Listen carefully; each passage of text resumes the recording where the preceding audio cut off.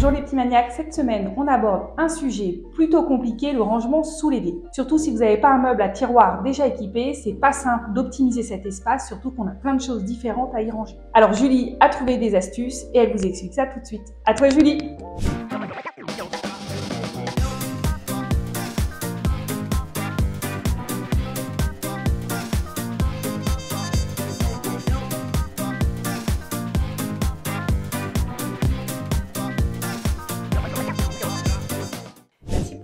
Hello les petits maniaques, j'espère que vous allez bien. Alors aujourd'hui, on va travailler sur une zone de la cuisine qui n'est pas toujours évidente à ranger, c'est le sous-évier. C'est une zone qui n'est pas évidente, c'est un placard dans lequel on a régulièrement des produits ménagers qui viennent s'entasser, on a du mal à voir nos stocks, on peut parfois faire des achats complémentaires, supplémentaires qui ne sont pas nécessaires parce que justement on a du mal à savoir ce qu'on a dans ce placard. Et il n'est pas évident à aménager parce qu'on a la tuyauterie qui nous gêne plus ou moins. Donc l'idée aujourd'hui, c'est de voir comment optimiser cet espace et le rendre plus facile au quotidien. Alors voilà le placard aujourd'hui. Comme vous pouvez le voir, c'est le bazar. On a des bouteilles, on a des pots, on a du bac plastique, on a des boîtes qui sont partiellement entamées. Donc l'idée, c'est vraiment de faire un état des lieux, de faire un premier tri, une catégorisation, peut-être d'enlever certains nettoyants qui ne sont plus utilisés, qui sont peut-être périmés, qui ne sont pas nécessaires.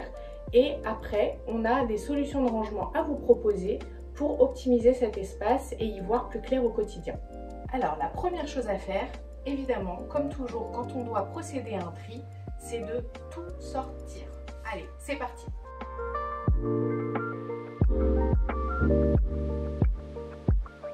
Voilà, la catégorisation, elle est faite. On a tout sorti. Donc, on a ici de l'acétone. On a 2 bidons, dont un qui est vide. Donc, celui-ci, déjà, il va partir au recyclage. Ensuite, on a une zone pour le nettoyage de la plaque vitraux et du four. Ça a sa place dans la cuisine. L'insecticide, on peut le garder sous la main parce qu'en plus, la période s'y prête. On a un bac de chiffon, donc même dans les chiffons, on peut faire du tri. Je sais très bien que dans ce bac-là, il y a des chiffons qui ne sont pas utiles, qui ne sont pas pratiques, qui laissent des peluches, qui sont beaucoup trop troués, auquel cas, on va en enlever une grande partie. Ici, on a un stock de bicarbonate et de percarbonate de soude. Ça, c'est pour le lessivage des murs et des plafonds lorsqu'on a fait de la peinture. Donc ça, typiquement, ça n'a plus sa place, ça n'a pas sa place dans la cuisine. Ça va partir au garage. Là, on a un petit stock de sacs poubelles et d'éponges. Ça, c'est tout ce qui va toucher au nettoyage de la vaisselle. Là, on a du nettoyant pour les tapis, les moquettes. Un nettoyant écran plat qui ne sert strictement à rien. Ça fait plusieurs années qu'il est là et pourtant, vous voyez, on s'en est absolument pas servi. En plus, au vu de la couleur, je pense qu'il n'est plus du tout utile aujourd'hui. Donc ça, c'est quelque chose, pareil, qui va partir. Le rafraîchissant textile. Là, on a un stock pour le nettoyage de vitres. Du vinaigre ménager. Le bidon ici est vide, donc on va optimiser en mettant du stock dans le pulvérisateur. Et ici, c'est tout ce qui va être nettoyage de la maison pour les salles de bain, les sols, etc. Et maintenant que le placard est vide, eh ben, on va en profiter pour faire un petit coup de propre.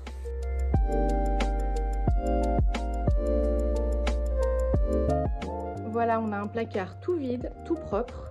Et comme vous pouvez le voir, comme chez beaucoup d'entre nous, on a la cuve de l'évier qui va probablement nous gêner, toute la partie tuyauterie. C'est pourquoi cette fois-ci, j'ai décidé de m'aider d'une solution de rangement qui est l'organiseur sous évier.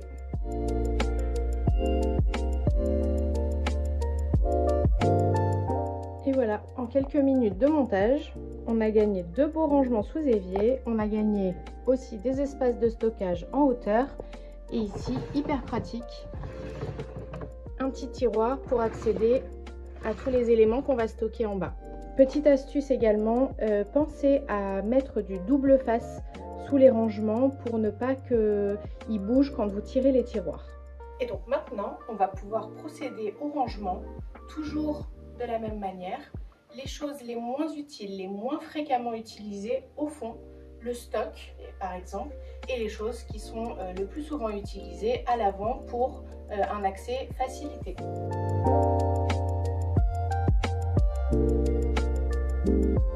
Et donc, si j'ai des contenants à moitié vides et que j'ai la chance d'avoir un petit contenant qui permet de contenir ce stock, je m'en sers pour gagner de la place. Et ça, au recyclage. Et alors une autre petite chose très importante, si vous avez des contenants que vous réutilisez comme des pulvérisateurs ou des petits bacs qui sont non identifiés, pensez toujours à mettre une étiquette. Là en l'occurrence, j'ai réutilisé un vieux pulvé de nettoyant surface et vitres pour du vinaigre blanc. Donc toujours bien identifier ce qu'il y a à l'intérieur. Avec du vinaigre blanc, globalement, il n'y a pas trop de risques.